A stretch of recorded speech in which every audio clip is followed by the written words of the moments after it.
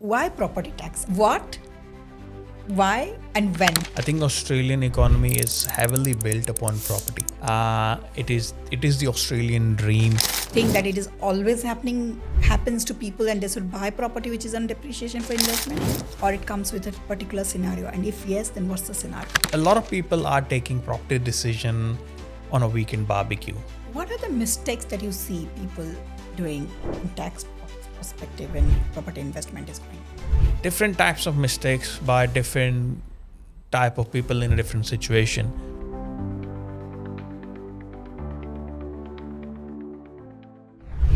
Hi, welcome to Inspire from Reality. As promised, in this episode and in every episode, we bring the stories of real struggle, real passion, real resilience, real growth, and real success. How people have soared the sky and has patted their own back, and how they have licked their own and struggled and woke up and walked again back in the path of growth and success. Today, we have Manpreet. Manpreet is founder of 𝐒𝐿𝐵𝐸.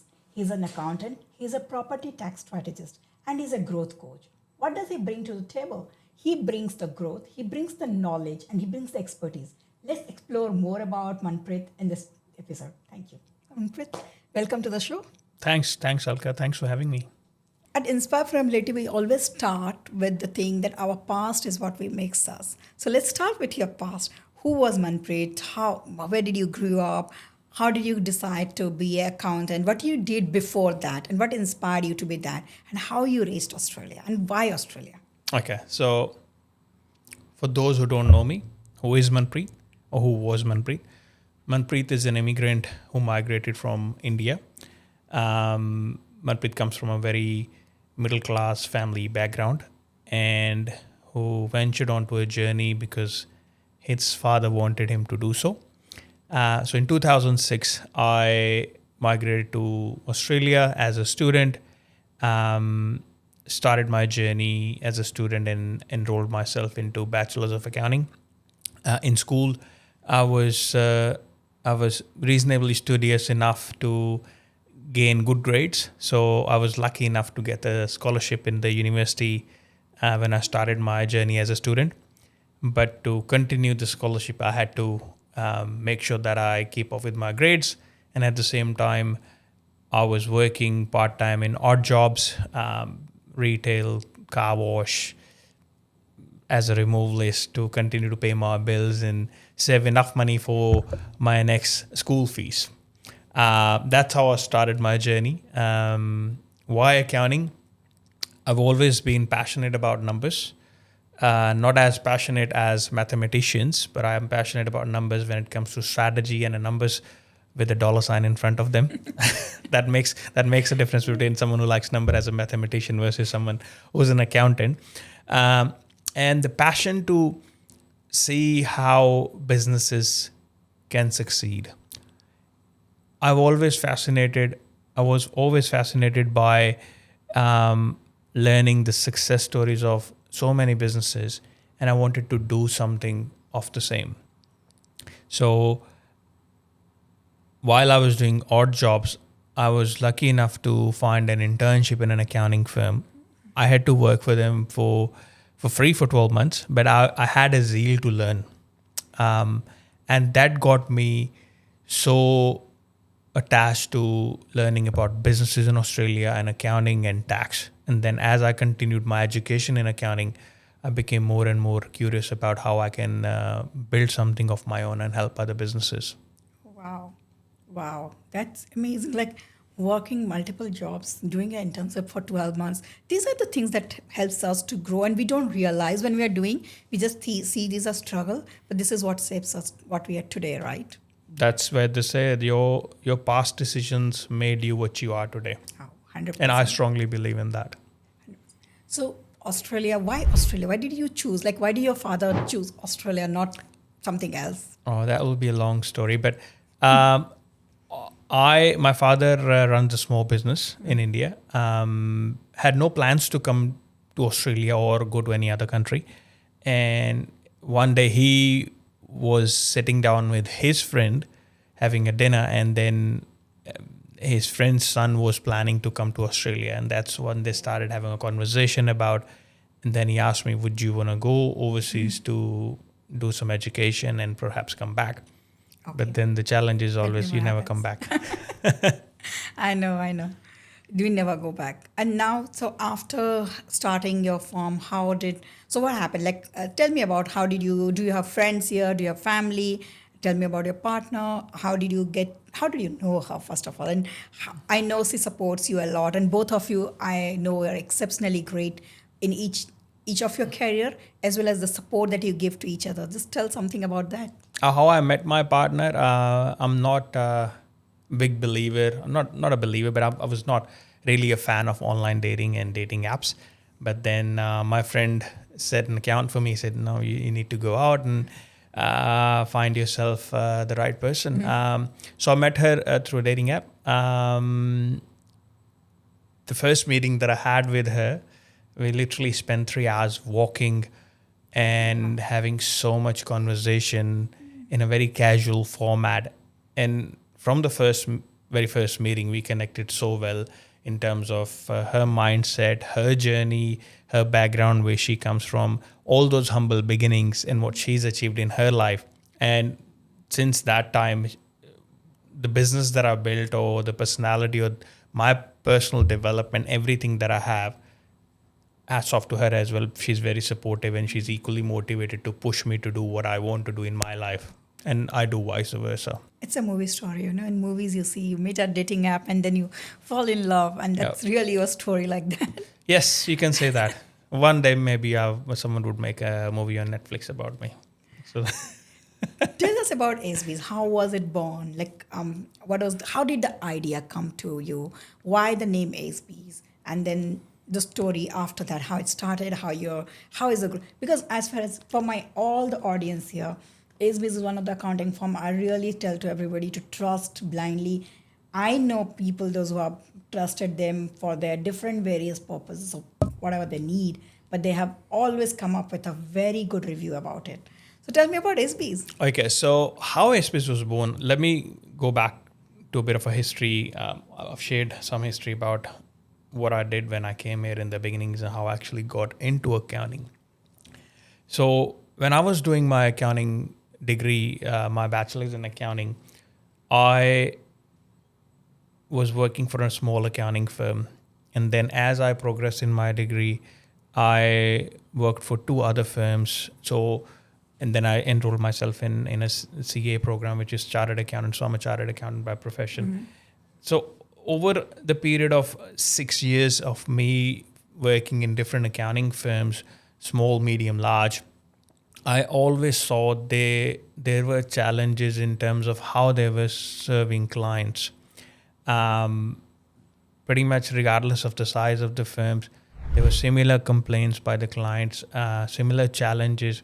So right from the beginning, when I wanted to start my firm, I had a different vision as to how I want to serve the clients, and how I can build a firm which is different than comparing it to a small, medium, or large firm. So SBs is sort of built like a bridge between a smaller, medium, and large firm. Where we serve clients, a large firm would be serving like your listed companies and whatnot. And we serve clients like your small firm is serving like your mom and dad, tax returns and investment clients, or SMSF. Yeah. We never treat client like a number. We always treat client with the same respect regardless of the size. The firm is built on 3 pillars. One of our key pillar is knowledge. Second pillar is technology. And third pillar is our team. Knowledge is where we constantly invest into training our teams, upgrading ourselves. And technology, we invest very heavily on automation, resources, because as much as human element is important, technology is the one that delivers efficiency. And that was one challenge that I've seen with a lot of firms. Delivery is the key. A lot of firms are not able to deliver because they don't have enough resources, either technologically or humanly. And third, of course, team. Team is the one who will bring, use, and deliver using the technology and the knowledge. So that's how SBs was born, to sort of create that point of difference where we could help small, medium businesses to stay compliant, to grow and get the right advice they deserve. Wow, that is so important. Like one thing which I really loved here is you don't treat clients as a number. It's so important for accountants because accountants normally treat client as a number. They are always on go to do the job and move ahead. But the business owners are emotional because those numbers means their growth. It means their cash flow. It means a lot of things. It is just not the number. And I really, really loved that one. And the other thing which I really liked in our this conversation is knowledge, technology, and human Team, yeah, exactly. Three combination are three powerful tools. I also say the same thing in my business also. Like I also say the knowledge that I bring to the table and I convey that to my team. Whoever joins there to work with me one-on-one for a month, learning how to do strategies and everything. And then the technology we are always using and the team. Yes. Manpreet, you have grown to be a property tax advisor or strategist.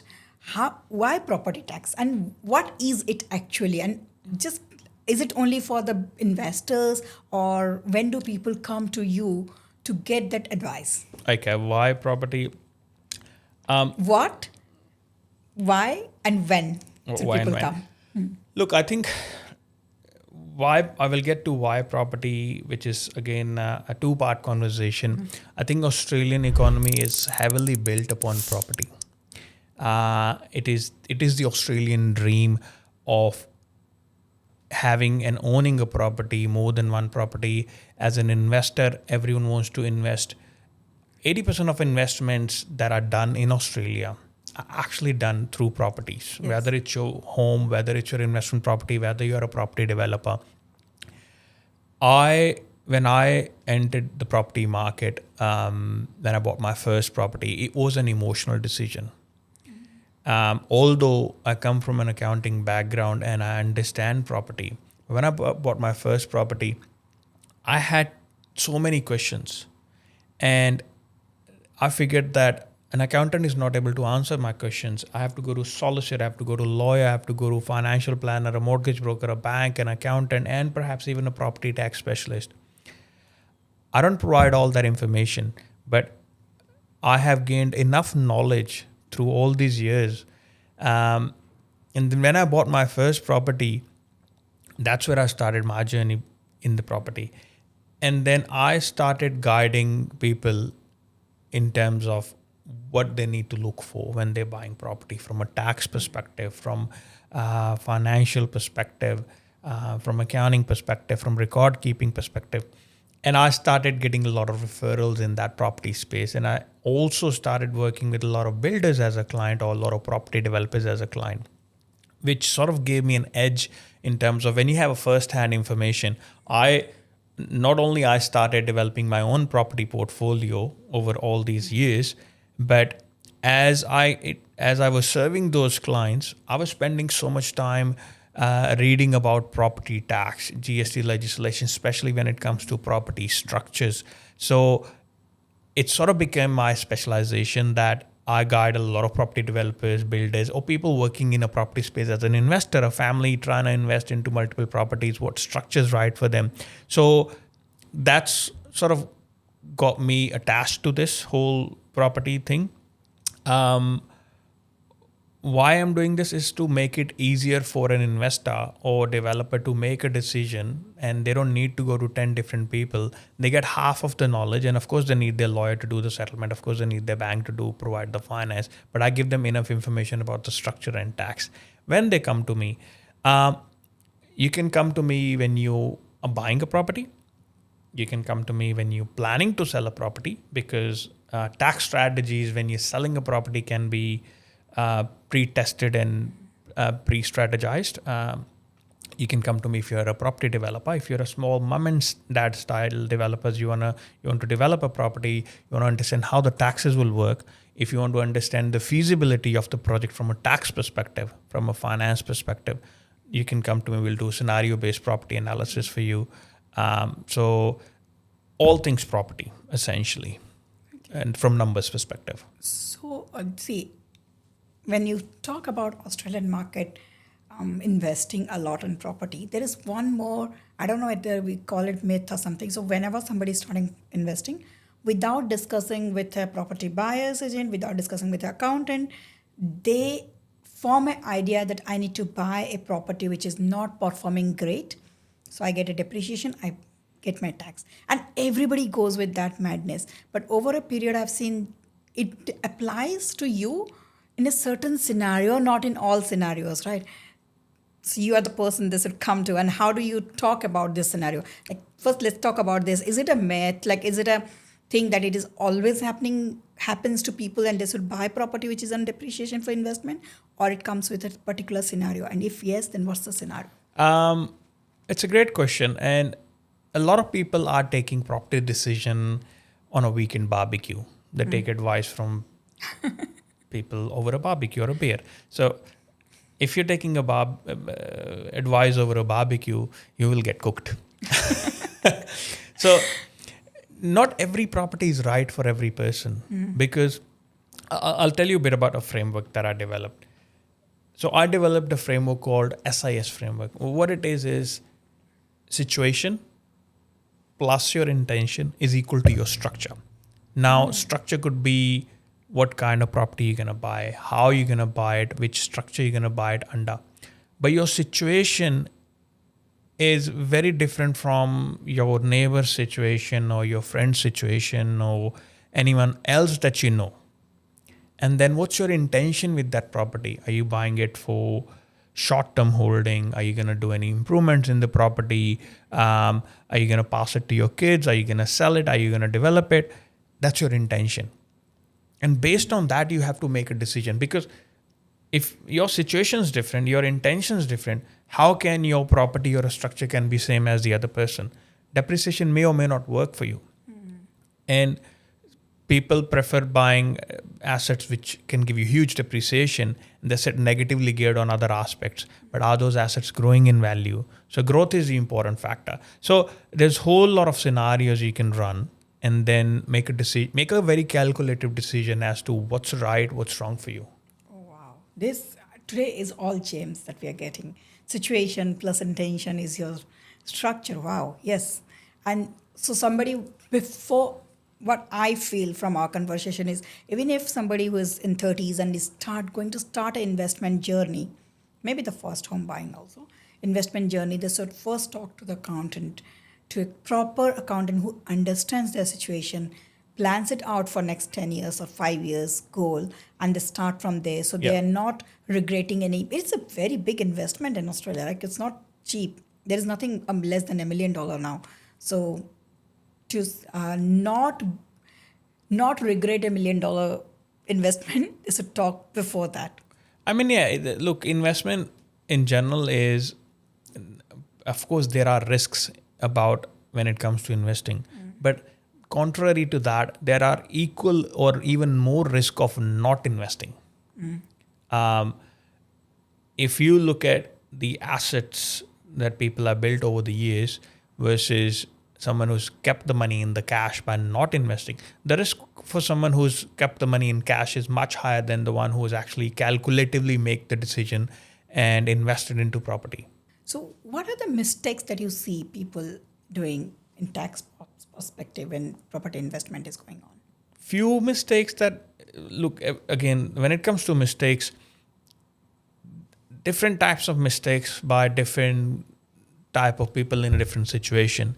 For someone who has already bought their first home and they want to invest into their first or second investment property, I've seen people making mistake by not doing the calculation about the property, not doing a contingent planning about interest rates. I'll give you an example. I've seen client situations where they bought a $2 million worth asset. During COVID, when the interest rates were down to 2%, and if that asset's giving you $1,000, $1,500 rent, perfect. It'll support you to make those repayment in that situation. But when the interest rate went to 6%, that asset becomes completely unsustainable. Now, you need to be prepared for those situations. Have that contingent planning. That's one situation for an investor where investors would roughly just make a mistake by not having a contingent planning. For micro developers, I've seen people trying to convert their properties into duplex or buying a land, doing a small development, not having the right structure in place, not understanding what tax implications are going to be there, if there's a GST margin scheme applicable or how much tax I'm going to pay. Most people assume that, oh, if I own an asset and if I keep it for 12 months, by default, I get capital gain tax discount. No, that's not right. Or if I keep the asset for 12 months, I don't have to pay GST. If I develop, I don't have to pay GST. There's so many misconceptions because people don't understand the complexities of tax when it comes to property. So these are general mistakes I see every week. This is not something I see once a year. I've seen property related tax mistakes happening every week. Wow, and that we're saying as one of the biggest investment that Australians does, and still we do the mistake in the tax planning of that one. Yes. Wow. Yeah. So what are the things, or what are the strategies, or what are the rules that if you have something that applies when you have something to go rule that people can follow, or you can educate people on that? Understand the value of quality professional team.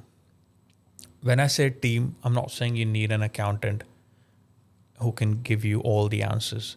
When it comes to buying a property, you need to understand the value of your team. When I say team, a team could include your banker or your broker who gives you clarity on interest rates, your finance capacity, an accountant who can guide you with the tax implications, right structure, what's the short-term and long-term implications. If you're having challenges finding the right asset, find a right buyer's agent who can find you the quality asset. Have a financial planner who can actually guide you through the long-term planning of your wealth. Have a right solicitor or a conveyancer who can do a thorough review of the contract. People are trying to save money in these professional services. You're buying $1 million assets. I'm just taking in a ballpark average. If you're buying $1 million average asset, spending $1 million on an asset, this is a cost attached to the asset. You're paying stamp duty 4%.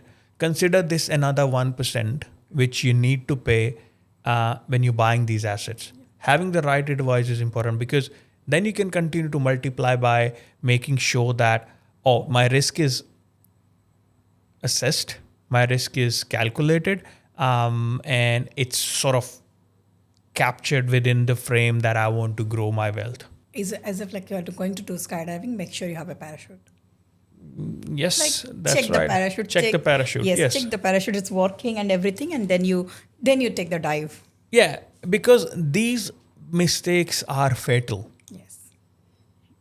I've seen mistakes where the implication in a long-term journey, if you are building property portfolio for a 20-year journey and multiple properties, not having these advice taken, not having the right assets, not having your contract reviewed properly, in a 20-year horizon, it could make millions of dollars worth of difference. Yep, agree. It's we had somebody else also here in the podcast, and he told a very good thing. He said, the money that you are saving now, or the money that you're expecting, dollar value is falling, right? Because of inflation. the inflation. And then you have to plan to that too. You're not just planning, okay, it does not increase linearly. It literally increases exponentially. Yes. So it becomes different. And that's why accountants and all this whole team helps. And you have a great team. Like you have great accountants. Of course, you're together in SBs, but also you have partners with somebody comes to you and don't have a great financial advisor or a mortgage broker or something. You lawyer, you have that all. Yeah, we work with all these professionals, and the way we work with more than one professional in each service category. So we work with, I'll probably be working with 3 different legal firms, 3 different buyer's agents or mortgage brokers. So of course, if you just need assistance in finding the right partner, if not me, or from other services perspective, we can find you a right partner. Perfect. And what's your 6-year rule? You remember we were speaking one day and you told me about 6-year rule in the investment strategy. That would be great for my audience to know. 6-year rule in the property is, I'll keep it very simple. The 6-year rule in the property is because now there's a trend. I've seen this trend sort of increasing recently. People want to buy investment properties first, and rather than buying their houses, or alternatively, you want to continue to grow the portfolio. So you buy a house, your first home, at a smaller value, but then eventually, as your lifestyle changes, you want to live somewhere else. But since you can't afford to buy a house where you want to live, you convert your existing property into an investment property. So the rule is, if you bought your property that you live in and you lived in the property for X number of years, once you move out of that property, when you move out, and if you're renting somewhere else, so up to 6 years, you can still continue to regard that property as your primary place of residence. So what it means is, so within 6 years of you moving out, as long as you're renting somewhere else, you can still claim primary place of residence exemption if you sell that property. Now, of course, there are other layers to that, which will become the conversation complicated. There are other ways too. You can still use 6-year rule even if you have bought a property. There are nomination rules, but we won't go into that because that's very situation based. But that's interesting because for us also, we put our house on rent and we are rent vesting right now. It's similar rule applied to us also. Like next 6 years, if you sell that property, it is still primary. It's tax free. Yes. All the gains are tax free. Yes. Of course, you have to make sure that you tick all the boxes when it comes to doing that assessment. So we discussed a little bit about property. Now let's move to the business. I have known you as a great business coach, and you help people to understand their business structure, their cash flows, how to map that growth. How did this business growth thing come to you, and why you're so invested in this one? The business growth part, or the growth coaching, or the cash flow coaching that I've been doing, it's not as a coaching classes or something that I run. This it really boils down to my first decision why I started a business, because the challenges that small business, medium businesses face, they're not being served properly. A lot of times I see when we get clients from, a lot of times when the clients come from other firms, all they're getting is a paper to sign. No one's giving them guidance in terms of what to do, how to improve your business. If there's any benchmarking issues, if there's any compliance issues, they don't even realize until they get audited, or they are in, they're in deep shit. And they're trying to get out of that. And sometimes it's too late for business owners to come out of those situations. So for me, it's important for all my clients, and I work very closely with my clients. So my first condition when I sign up a client is, if you can't spare 2 hours in a year to meet me, you cannot be my client. Because yes, my team will handle the compliance, your bookkeeping, your payrolls, your tax lodgements, everything will be looked after. But if you don't understand your business, where it's going, and if you're not willing to listen to the advice and make those improvements, you need to find your reasons first why you're in a business. So I'm passionate about helping business owners to grow, as long as they're willing to spare time, listen, and make sure that what they need to do, they're doing it. So we help them understand their business benchmarks, how they're performing against the industry. We help them understand their compliance obligations, because year on year, more and more compliance obligations are added on. So we make sure that they stay on top of that, and where we can make improvements. So I do a fair bit of cash flow coaching with the businesses, how micro improvements can improve their profitability, their overall cash flow situation, because a lot of businesses are struggling with their cash flow at the moment. So that has become a key sort of ongoing thing that I've started doing with a lot of business owners. Yeah, interesting. So what are the challenges? You spoke about challenge. What are the normal challenges that businesses, like particularly small businesses, are facing today? I know cash flow is one, but there will be some other reasons for which they are facing this. Just let's count the top 5 that you see. The challenges small businesses are facing, cash flow is one of the biggest challenge. Businesses are not able to stay on top of their payments obligations, whether it comes to tax, superannuation. I've seen a lot of people not being able to, and this is not just my statistics. If you look at the stats from the banks, if you look at the stats from the tax department, the overall debt that businesses owe for their GST, for their income tax, for their repayments towards their creditors. If you look at the stats from ABS, from ATO, it's only going up. So businesses are not able to have that kind of cash flow to stay on top of their payments. So that's the biggest challenge. Why? The economy, of course, as you've seen, the interest rates have shifted. When the interest rate moves forward or moves higher, not forward, moves higher, everyone, as we are almost touching a $12 trillion in our property, overall property market valuation, or whichever way you want to call it. Now, big chunk of that is leveraged through banks. When the interest rate goes up, you have a highest obligation towards bank, because you're not going to lose your house, which means you have less money. If you have less money, you'll be spending less money out for other things, for your going out, for your restaurant, for your kids, for your shopping. Now, if you're spending less money, that means you're giving less money to the businesses. If you're giving less money to the businesses, businesses have less profit, less cash flow.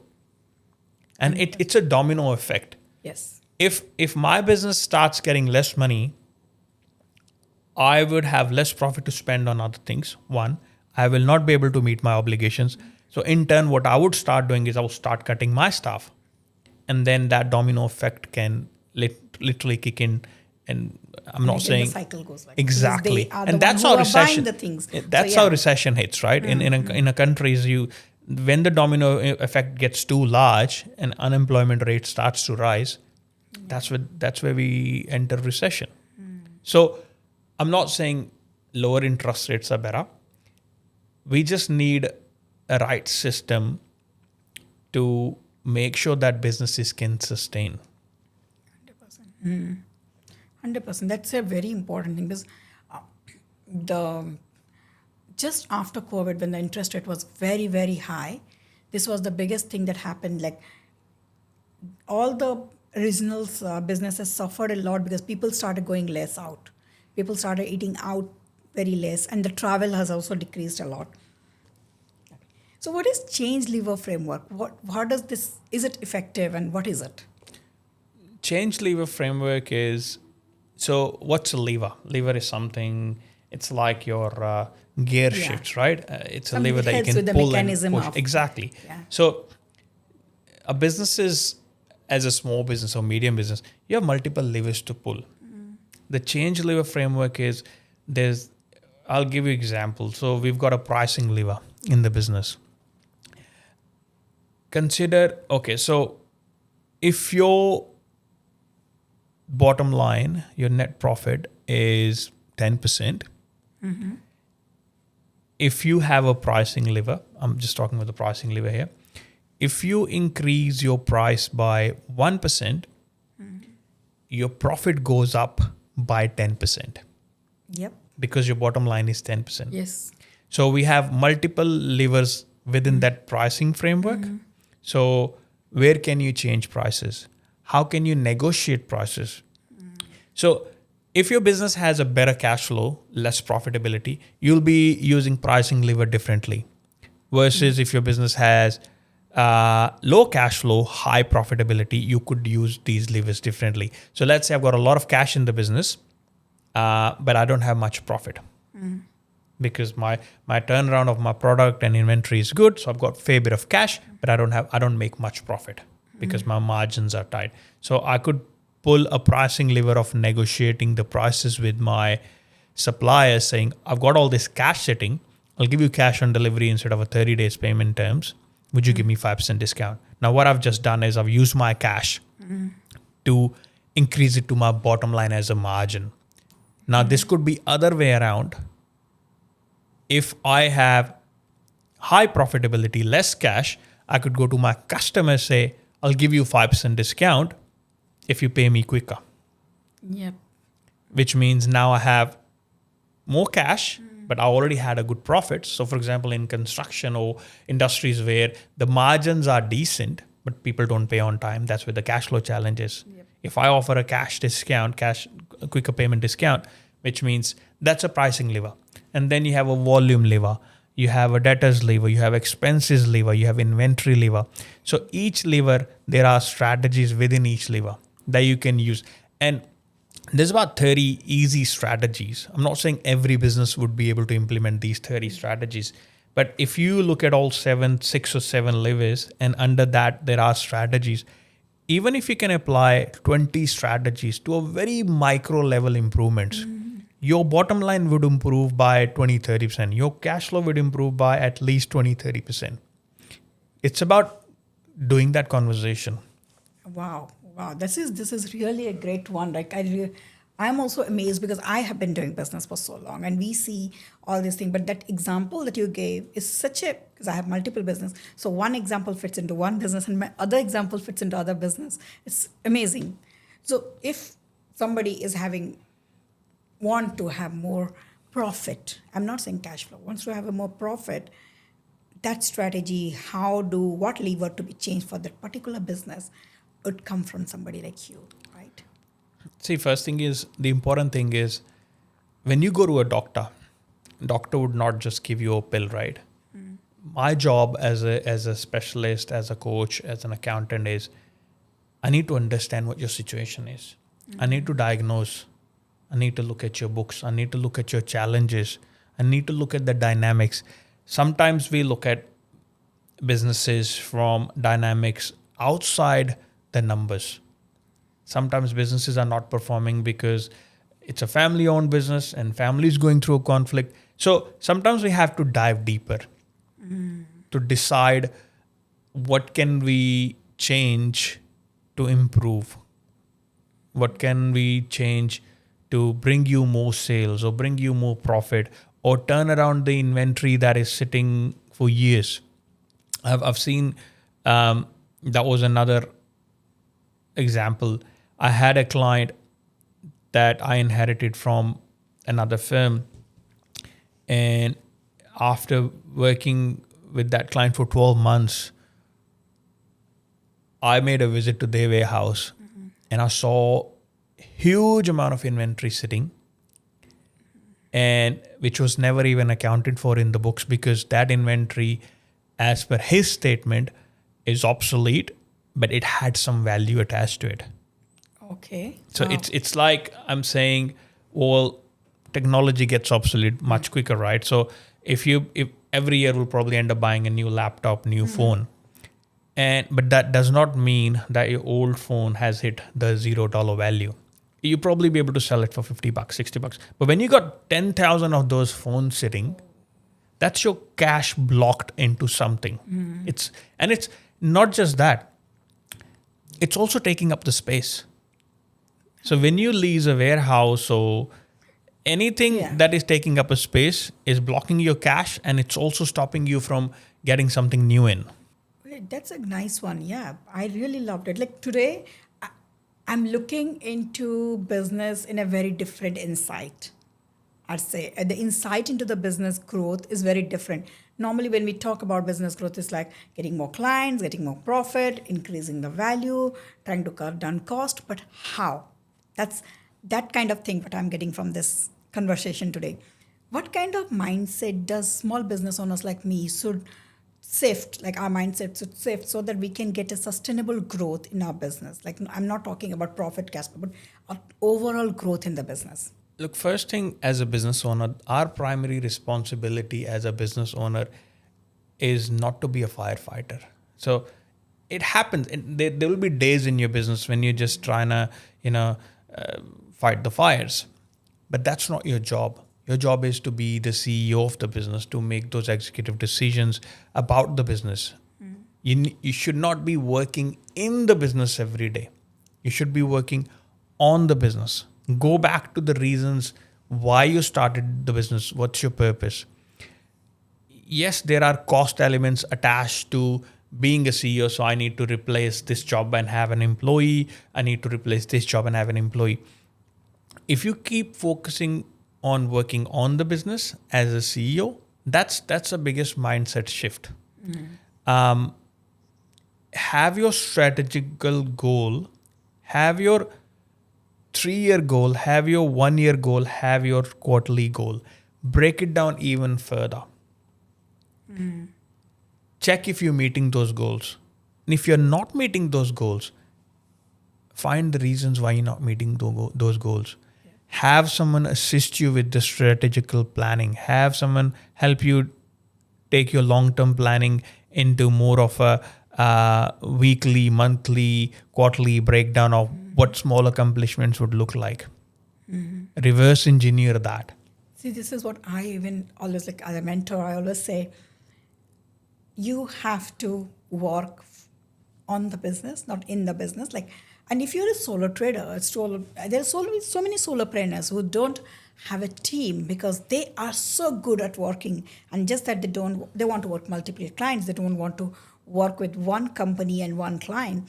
That's fine. Then become an associate to a larger company which has a goal to growth. Then you are growing with the company, right? And that company might, so for example, if I work with, let's say, Go High Level Automation. So I work with companies, those who provide Go High Level Automation. But me as a company, we provide Go High Level Automation to different clients. I don't sit down and do my work. I was recently, just 2 days back, was asked this question by somebody who said, do you do your website development of your own, or do you know how to do? I said, I know how to do, but I don't do it anymore, darling, because if I sit down to do, the amount you're paying for me is not worth for my 10, if I spend 6 hours in making the website, my 6 hours is more worth than the website for website designing what you're paying. You can't afford that. Yes. Right? So I would rather pay my 6 hours in bringing 5 more business who is aligned with us, or getting some partners to work with me to grow together, rather than me sitting down and writing the codes. That's what is a growth is all about, right? That's exactly right. Find the value of your time. If you're doing a task which is not worth your time, you need to have someone else do that task. That doesn't mean you can just chill at the beach. You need to generate that values by spending your time in the business, whether it's client relationship management, client nurturing, finding a new client, or even recording a podcast or delivering a value online. Whatever way you feel that your value is much higher than what you're doing, you need to do the task that is more high value. And one thing, other thing that I want to add for solopreneurs or for small business or for medium businesses, never get emotional about decision making. Decision making in the business is not about emotions. Make data-driven decisions. Yep. If you have a system to record, keep all your different data, I'm not talking about financial data or tax data here. I'm talking about bare basics. How many customers we need to serve? What's our customer price? How much time we're spending on very minute details. Just record your data and analyze the data. And you can do it on a simple spreadsheet. There's so many free tools out there that you can use with the help of AI now that will give you amazing results and tell you where the issues are. I'll give you an example of why data-driven decisions are important. I was working with a beauty salon as a client, and they were doing well. But this is how far we go with our clients. Of course, we're doing the bookkeeping, payroll, accounting, tax. When I started spending time with them to sort of help them grow the business, I started looking at their app, which is just a generic, publicly available app. Big company, it's called Fresha, for example. I started analyzing how much time each service is actually taking them to deliver. How much money they're making out of each service. And when someone's booking in a service, how much time block it's like Calendly, or if I'm booking in for service, it's blocking 20 minutes. But my team is taking only 10 minutes to deliver that service. So why it's blocking 20 minutes? So we did some minor shifts within the app. We changed some pricing, promoted few services which are more profitable to them. Within the span of 3 months, their revenue, the top line, increased by 40%. Wow. Without having to add any additional staff. I want to mention that. And that 40% increase in revenue, there might be some cost elements attached to that apart from the staff, because the same team is just doing and delivering the same amount of work or more work, but they are rostered for that day anyways. a big chunk has been added to their bottom line. So that is data analytics beyond your profitability, cash flow, your taxes. You need to understand your numbers. You need to understand the numbers of your business. Or have somebody who helps you to understand. Exactly. This is where we can come in. Yes. And just analyze the numbers beyond your compliance. I always need somebody to analyze the data for me. Not that I don't know. I know exactly in my brain where every second of my team is going, where we are investing all the time or anything, all the costs, everything. But it's in the brain. When it goes to Excel sheet, I don't like to look into it. So I really like somebody like you who actually looks into it and then comes up and discuss with me that this is your cost, this is how it is, and this is where you could grow. And that helps a lot. Like it saves so much of my time into looking into those things. Exactly. And this is how you need to understand where you value your time, right? Expertise. Because I am expert in delivering my business as a founder, as a sales, or everything. But I'm not an expert in this side. So this help from an accounting firm who can help the businesses to save that particular time that I'll invest in learning those things. I can use that time to learn from you what to do and implement. Exactly. Everybody got 24 hours only. Yes. And for me, if I'm doing this for my clients, this is what I called a high value task for me versus me just trying to do your bookkeeping, which my team can do, or my offshore team can do, or an AI system can do, or an automated system can do. This is a value add for your business. And what I'm getting out of this, if I can achieve this for your business or for that salon business, they'll be advocating for me right, left, center. Yep, 100%. They'll be my brand ambassadors. So I would rather have 100 of my clients being my brand ambassadors than me trying to do marketing myself. You retain the client Exactly. over a period of time. That's very important. Like if I am doing greater strategy, my team can implement. If I'm doing greater strategy and after a year somebody sees the growth, they're going to stick to me. They're not going to go away, right? That's retention. Having new client is one challenge, but retaining client is the biggest challenge. Yeah. The higher retention rate you can have is actually a win for your business. Exactly. And this is where you need to make sure that you're pulling the levers very tactically to retain the clients, but at the same time making sure that these clients are profitable to your business. Right. Why start my biz? I was holding that question to me. So we have started Start My Biz, and I know why we started, but I want to take this platform to discuss a little bit about Start My Biz and how we have planned to help businesses or help individual to start a business, because we have already discussed how you help business to grow, which is already established. Now let's talk about when somebody wants to start a business. What does Start My Biz help them with? So let me ask you a question there, right? When you started your business, how did you do it? How many people that you had to take services from? How many websites did you have to search? Just a random answer there. But what were your challenges there? Just your challenges. A lot. Because as you know, I was an immigrant and then I did work as a job here. And then I became a stay-home mom. And then I started a business. So when I started a business, Manpreet, it was a chaos because no one told me exact structure to start. I started doing consulting and they asked me to do a ABN, and I thought me having a ABN is having a business. And it was the most funny part because I thought I'm a business leader because I have an ABN and I'm doing multiple clients. First mistake, okay? Having ABN is not the correct structure. Yeah. By the time I learned what is a structure and how can I save the tax and everything, it was almost 2 years gone. After understanding that portion, that's 2 years of my big part of my growth, which I can't sow in because my PTY Limited was done after 2 years. So 2 years I have worked, but I can't sow it as a PTY Limited. That means I'm a brand new business starting again to build my reputation with same name, DigiWare Digital, but with again. Now for website, even if me being a marketing agency, marketing consultant, I knew how important it was. I just did a DIY. I did myself because I always did Java. I was doing all this UX designing for the companies. I forgot the basic part. not understanding what my client need. Second mistake.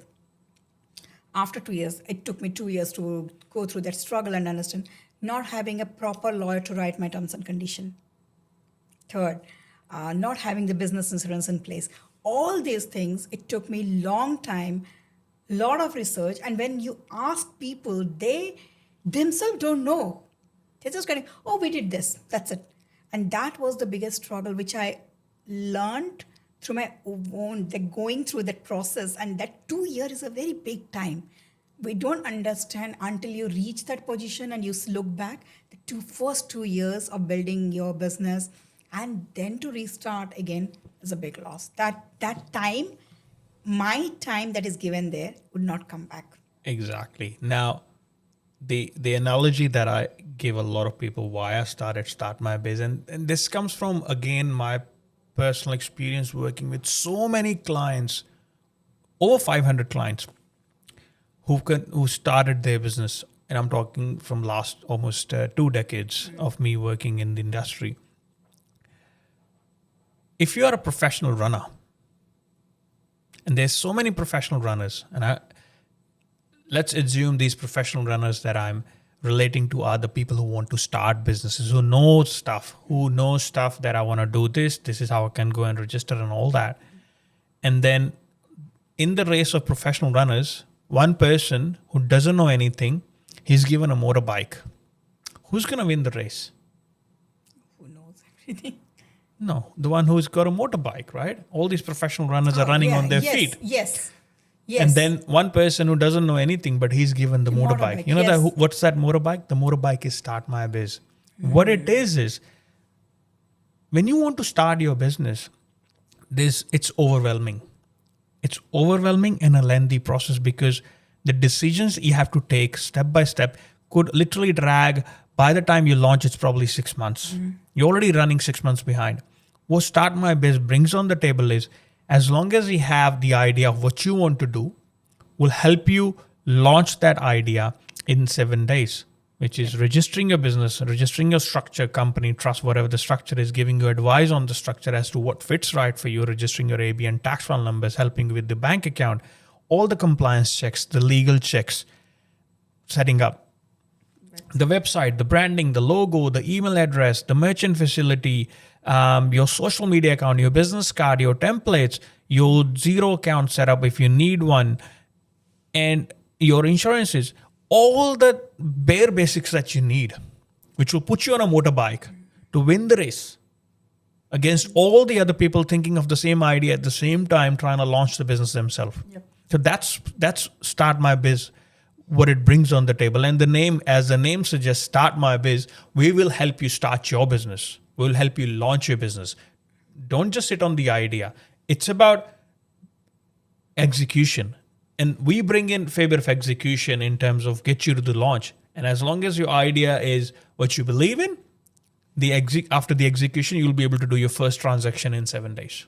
That's the best part. Like when we discussed about it, I still remember that idea of being zero to hero is where we are helping them, right? And that road is been traversed by all of us, and most of us learned from it, and some of us has just traversed it. So what is our learning? That is what we are bringing, and we are expert in our own field, and that expertise is what is going to help them. Yeah, we bring in 2 professional services together who have already helped businesses grow, launch, set up. We just bring in all those services together, so you don't have to go out and hunt 20 different professionals, spend 3 months having meetings back and forth, getting quotations and pricing. It's a fixed price service. From the day you sign up till the day you launch, you get everything as per the package you buy. Great. And I'm really very excited with the kind of plans that we made for 2026. It's looking great, and we'll be implementing it soon, and we'll be on the track again. Like all those 2026 plans that we made is going to be great. Manpreet, little bit about yourself before we end, okay? Sure. What do Manpreet like to do in the free time? Like, do you have a free time? First question.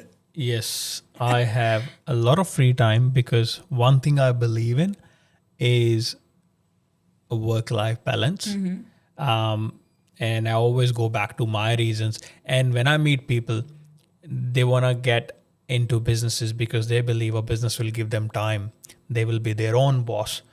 It's true, depending on how you run your business. And I am my own boss. I run a business. It took me years to get to a level of success. I value my time very importantly. So I don't spend more than 40 to 45 hours in my business. In my free time, I have my morning routine, which is where I go for a walk with my partner. It's a no miss situation, unless of course the weather. If I woke up late, we'll still go for our walk, even if I have to go to office a bit late. We have our evening routine of spending time cooking, having dinner together. We have our weekend brunch routine. We are into fitness, so we'll have our weekly yoga, meditation sessions, and we have other hobbies, and we like to travel a bit. That's a great, and you live in a very beautiful place. Thank you. So that makes sure that, like, when the place is such beautiful, that you have to go for a walk. Yes. I know. So Manpreet, this will be the end of our season, and we really loved having all those nuggets of information, which is there, we all know, but the way you pointed it out, it really made it very interesting and very, how do you say, it looked like wow factor, but we all know it, but it was still the way you put it. It was like, wow, yes, I know this, but I've never thought it of like this. It was really, really great session. Thank you so much. Thank you, 𝐿𝐿𝐿𝐿. Thanks for having me.